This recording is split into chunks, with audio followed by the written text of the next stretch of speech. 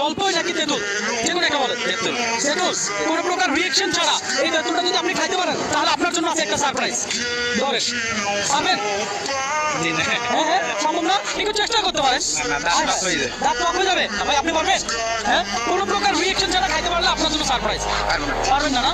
ভাই আপনি পারবেন? জি না, এটা ছেলেদের ক্ষেত্রে সম্ভব না। ছেলেদের সম্ভব না, মেয়েদের সম্ভব? মেয়েদের ক্ষেত্রে সম্ভব। আয় হায় বলে কি আপনি আমার ভিডিও দেখেন? জি জি লাস্ট কোন ভিডিওটা দেখছেন? আমি না লাস্ট আপনার ওই যে রিক্সাওয়ালা আসলে ওই যে জলপাই খাওয়ার একটা ভিডিও দিছিলেন যে উনি জলপাই খাচ্ছিল আর টাকা নিচ্ছিল ডিস্টার্ব করে ওইটা দেখছি পাবে জলপাই নাকি তেঁতুল?